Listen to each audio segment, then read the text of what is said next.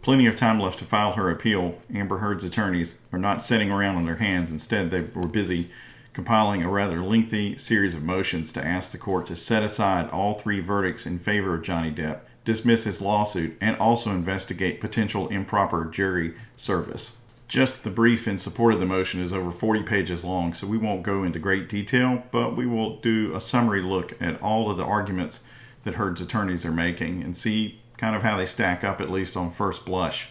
Some of these arguments, assuming the judge denies them, will end up in her appeal if she files it. If they were to be granted, then they would end up likely in a Depp appeal.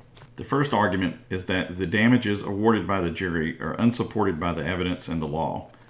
So what they're saying is Depp failed to establish that the opinion editorial published by Heard in the newspaper was not the cause of any damages that he suffered, or at least there was no evidence presented of that.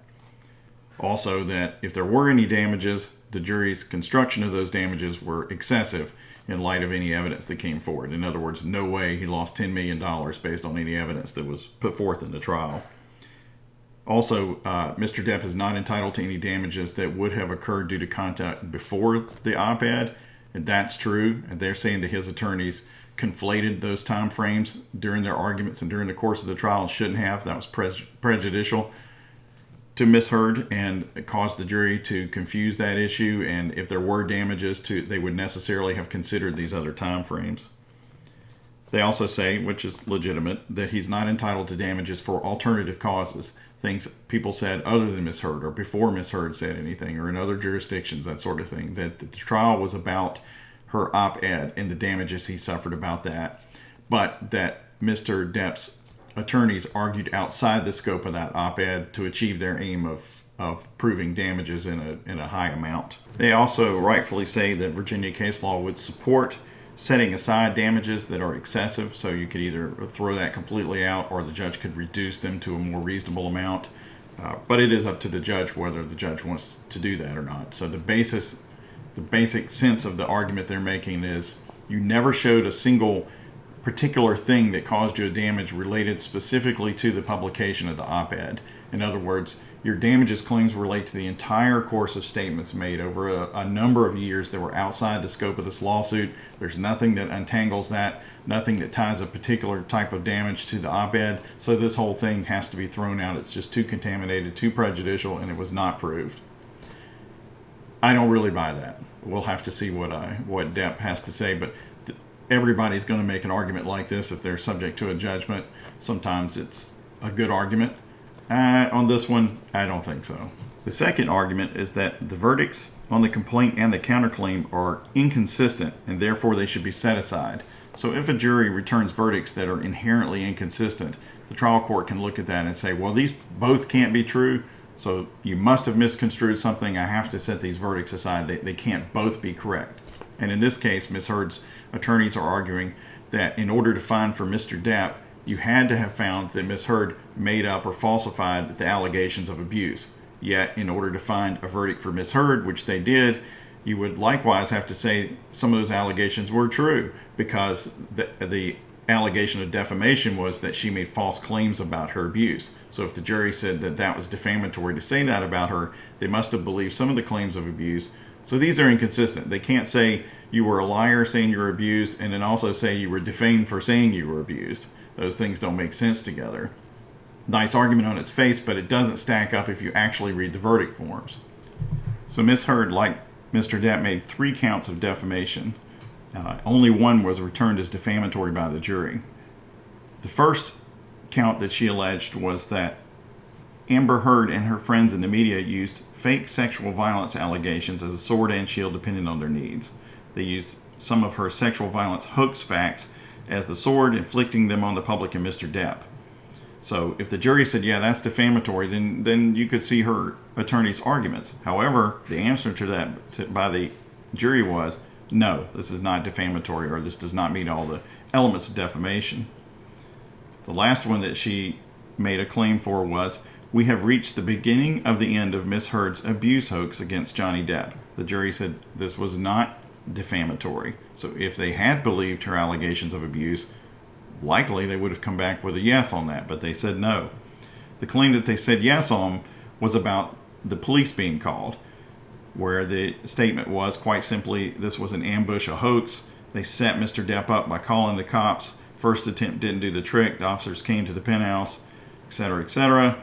And the jury said, yes, this is defamatory, and that's what they awarded the damages on. So to my mind, these verdicts are not inconsistent, because the two verdicts requested by Misheard that related to whether all of her abuse allegations were false, the jury said, no, those are not defamatory. So the verdicts do not inherently meet as inconsistent with each other. So I don't see the judge throwing anything out on the basis of this argument.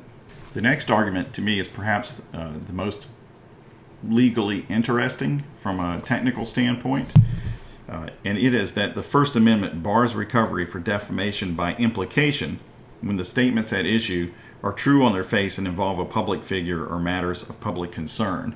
And defamation by implication normally is when someone states something that is fact, and if you take it one way, it's okay, but if you take it another way, it sounds pretty sleazy or defamatory, and that's normally what defamation by implication is.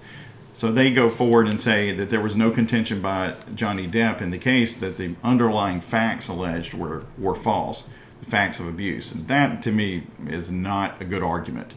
If you start directly in the complaint, Depp attacks immediately the allegations of abuse and says they all are false. It seems to me that reading the complaint, that the implication that he's talking about is the implication of identity. In other words, this op-ed that Misheard made would be understood by the normal, reasonable viewer to apply to Mr. Depp, and therefore Mr. Depp would be seen as a domestic abuser even though his name was not used. That's, I think, what they say the implication was. Clearly, in any respect, they definitely say in the complaint, and if anybody watched any of this trial, they know this is true, he did dispute that whether he abused Misheard or not. He absolutely disputed that, regardless of which side you believe, her or him. It was clearly in dispute the entire trial. So I think it's a very good argument from a legal standpoint, but I think if Depp rebuts it well, it's going to be able to show that the implication at stake here was the identity, not the underlying facts, which were themselves attacked. So it's a good one. I haven't researched it deeply. I'm just going off first blush. I'll be interested to see what his lawyers make as counter arguments, but I still think he wins this one. The next argument is that the jury's finding of defamation by implication with regard to the op-ed headline statement is contrary to the law and unsupported by facts. This was subject to several arguments during the trial about whether the way that it was retweeted by Misheard counts as republication under Virginia law. There's arguments for and against that depending on how the tweet was made, etc. It's still a little novel, perhaps, at the appellate level. But the trial judge concluded that it could, and obviously did not immediately throw this out. And I think that judgment is sound where the law stands. And the judge is not going to reverse her position at this point, and probably is going to deny this motion. It goes to appeal. We'll see what happens. I don't think this is a winner. The next argument Misheard's attorneys make is that Mr. Depp did not present evidence of actual malice. Because he's a public figure, you have to show actual malice to the satisfaction of the jury. They cite the standard as, to establish actual malice, a plaintiff must demonstrate the defendant realized his statement was false or that he subjectively entertained serious doubt as to the truth of his statement. If you watch this trial, you certainly have to perceive that Mr. Depp and his attorneys put that issue to the jury. They clearly made arguments that the statements were false and that Misheard knew they were false and was doing it for a specific motive. Now again, whether you agree with Misheard or Mr. Depp on how the jury ruled is one thing, but clearly there was evidence put to the jury about this issue. So I don't think this is a winner. The jury was supposed to be the fact finder. They're entitled to decide, and they decided. So I don't see the judge granting this motion or it succeeding on appeal either. The next argument is that Mr. Depp did not present sufficient evidence to support a finding of defamation by innuendo. No. This is not a good argument. Let me just read you the headline of Misheard's argument, subsection A. No evidence surrounding the op-ed's publication would reasonably cause a reader to believe the title of the online edition is about Mr. Depp. It kind of carries on in this vein throughout the argument that Who would think she was talking about Johnny Depp? Why would you think that? Get your mind out of the gutter. It could have been anyone. That's ridiculous. The judge isn't going to grant it. It wouldn't be worth the megabytes to email it to the Court of Appeals, although I guess they'll just throw it in there anyway. But that's a big fat loser in my book. The last argument probably sounds the most sensational from a media perspective. The court should conduct an investigation of juror number 15 and whether jury service was proper and due process was protected.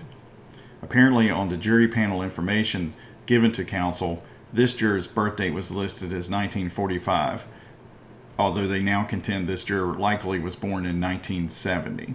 This sounds good on its face, but the fizzling begins almost immediately, as in a footnote, counsel for Misheard read out to the court the actual applicable Virginia statute, which states, any error in the information shown on the jury panel shall not be grounds for a mistrial or assignable as error on appeal, and the parties in the case shall be responsible for verifying the accuracy of such information.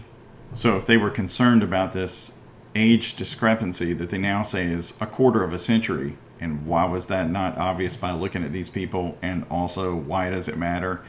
It was the party's obligation to find that error and say something about it earlier in the case. It's not on up to the court to do that. So the way they track around that is to say that the court personnel have an obligation to verify the identity of each juror, and they must not have been able to do that if they have this wrong birth date listed on the jury panel. Then they say the judge should investigate this. I suppose the judge could investigate, call the juror back, have them confirm that their name is the right name and it was just some transcription error at some point. If the court wants to do that, that would moot this argument. Obviously, the investigation would be done and concluded and things would be fine. Or the court may say, I don't care at all. Either way, it's not going to work out for Misheard and her attorneys. The only way that it could work out is if the judge called the person back and then they admitted, no, that's not me. I don't have ID that shows that's me. I just really wanted to spend all these weeks sitting in the jury box listening to these rich people argue about each other and how they treated each other. I didn't have a life and wanted to spend all this time here for no pay. So yes, I sat in this jury box under false identity. I don't think so. So this one's not going to go anywhere either, absent some kind of surprising, weird revelation. Not likely. So in conclusion, in my estimation, none of these are likely going to lead to the judge granting these motions. The verdicts will stand, and then the parties can decide on how they will appeal. Shout out to defense counsel for getting this ridiculously long brief done, completed, turned into the court, and likely on billable timesheets all before the start of the holiday weekend. Everybody have a good 4th.